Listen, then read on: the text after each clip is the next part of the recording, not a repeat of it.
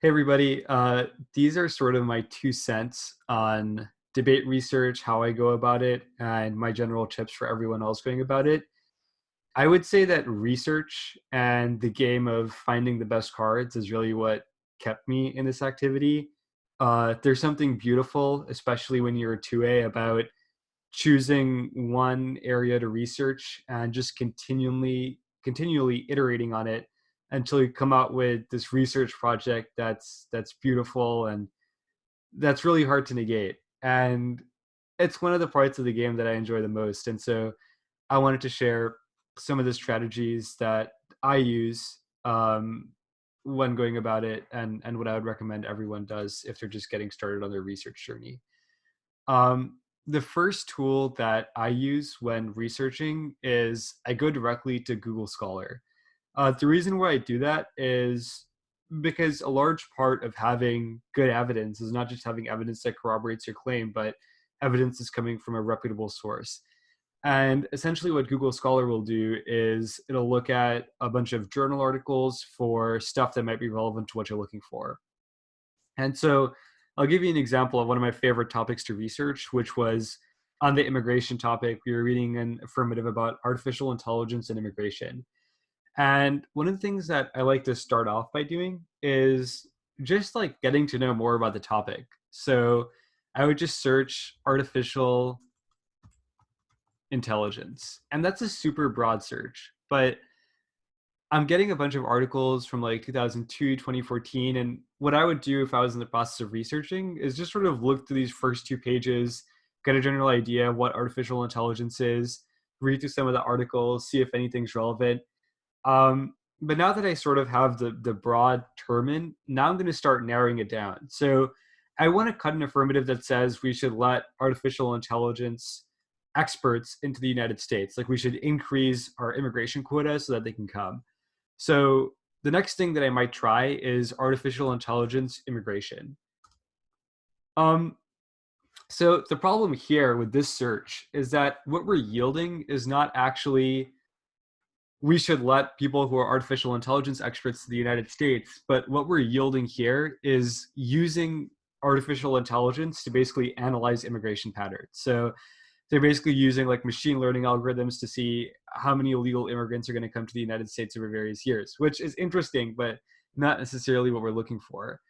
And so when you come to this point in your research, you need to start thinking about keywords, right? So obviously the keyword immigration is not working well because everyone who's writing about artificial intelligence and immigration is clearly talking about using AI to analyze current immigration trends, not actually about letting artificial intelligence experts into the United States by increasing immigration quotas. So one thing that I might do is say artificial intelligence talent, and see what comes up there. So I'm still getting articles that aren't really what I'm looking for, right? I'm getting articles that are analyzing what artificial intelligence is, what it can do, what its capabilities are. And so I might add another keyword. So artificial intelligence, talent, but we're also thinking about where are we getting these people from, which is primarily a battle between the United States and China. So I might try artificial intelligence, talent, China. And boom, right as our third, we have our first article. And the reason why finding your first article is such a big deal is because from there, you then have a starting point for all of your other research because this article is going to tell you all of the keywords that you're going to be able to use. And it's going to give you a ton of citations in this article. It's works cited that you can then use. Um, so I'm going to go China enters the battle for AI talent. And this one tends to be on Gale. And so there are illicit ways of getting articles that I tend to use sometimes, but in the case of this one being Gale, Bellarmine does give you access. There's this sheet on Instructure called usernames and passwords for off-campus access on like the library resources main thing. So you go there, you go to Gale, and then what we would do is we would just plug in our article name. So in this case, we're looking for the article China enters the battle for AI talent. And so if I put it in here, you'll see we found the article. Um, and this is what we're looking for, right? It's talking about Chinese AI companies, and the global pool of experienced AI talent is small, and Chinese businesses have to compete with the aggressive hiring techniques of multinational players such as Google. It's a talent war. Whoever makes the best offer wins. So we're already getting really, really qualified evidence about the nature of the struggle between the United States and China. And so what I would do here is the first thing I'm looking for is keywords, right? So what in this article could I then use to search for more articles, right? So I'm seeing them referred to as AI researchers. So I might try using that keyword in the future. I'm also seeing a lot of people refer to it as a talent race or a talent war. So what I might do is I might use the phrase AI and talent war. So we can just try that right now too, like AI talent war, and see if anything comes up. Yeah, and sure enough, there are a ton of articles that basically say we need to recruit a bunch of people to the United States for artificial intelligence. And so the process of research basically starts from these really broad keywords. And then you narrow it down until you find that root article. And once you get to that root article, you then refine your keywords and you're introduced to this entirely new literature base that you can then do anything you want with it.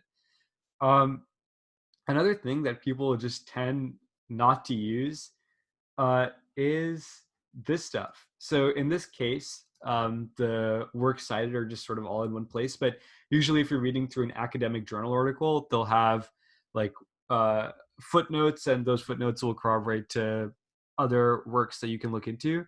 And so you'll see here, like AI talent grab sparks excitement and concern. There is a blind spot in AI research, which I think would all be relevant articles for us. Another thing that I think is super useful is I'll go back to Google Scholar. You see China enters a battle for AI talent, but underneath here, you'll also see cited by 12. And so if you press here, it is basically about articles that have cited this article. So people who are also talking about artificial intelligence and talent, and it's usually worth perusing to see if anything else here is useful. So like this article is about domestic education systems, and so that might be a negative strategy against our affirmative, and so I might want to look into that. Um, so yeah, it really excites me, like the process of research and finding a keyword, and it's really a game of trying to figure out what works best to find the right articles. The other thing that's super useful is some things are very time sensitive. So, for example, last year, if you were looking at uh, the Saudi Arabia affirmative, right? The situation in Yemen was constantly changing. So if I do like Yemen arms sales, you're going to get a bunch of articles from like 2017, 2019, 2015, but so much has changed since then. And so usually news articles are a lot better if you want to know the current situation. But another way that Google Scholar can be super useful is on this side, you'll see you can filter by date. And so I'll use this feature a lot. And so I'll say like since 2020. And you have a super recent article from this year that basically says US Saudi Arabia arms deal on how it contributed to the humanitarian crisis in Yemen. Um, and stuff like that is really useful because then evidence recency tends to matter a lot, especially in debates. The last thing I'll say is there are a bunch of tools for searching Google proper if Google Scholar isn't satisfying your needs that are really useful. Um, so let's take the police demilitarization affirmative, for example. Let's say I just search police demilitarization and see what comes up. So I'm getting a lot of articles that, are okay, but most of them are just descriptive. None of them are really useful. So what I might do here is I'm seeing like Wikipedia articles. I don't really want that. So one thing that you can do is at the very top of Google, there's an option for news. I tend to use that sometimes if I'm trying to find recent developments, which can be useful for inherency. But another thing that you might do is in Google especially, you can use these things called quotes. And if I put like 1033 in quotes, for example, which is the name of the program through which we sell military equipment to police, then you'll see um, articles that are specific to the 1033 program. And so like rights groups urge US Congress to end the 1033 program, and then I might cut that article, or the 1033 program and its role in police militarization. And so it'd be a similar process like I was doing in Google Scholar, where I was starting really broad and then narrowing it down through keywords. Um, and so this is really good. And another thing that I might do is, if I'm like, there's way too much evidence about the 1033 program, like I don't want to hear about this, you can just put a minus sign in front of it, and then it'll filter out every single article that mentions 1033.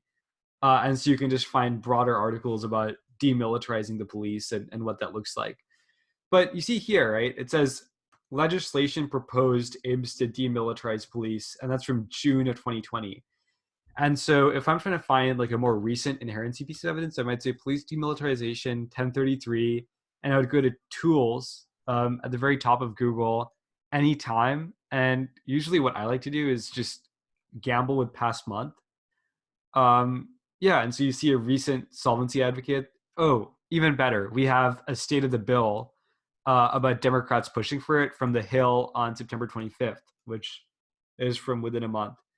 And so these are just basically a bunch of tips that I used while researching. And honestly, my largest piece of advice is that there is no silver bullet. Like, there is no one way to research that will immediately get you the articles that you need, but it's definitely a muscle. And the more you build on it and the more you do, the better you get at it. And honestly, it's one of the most rewarding parts of debate for me. So yeah, those are my 2 cents on research, and I hope that was helpful.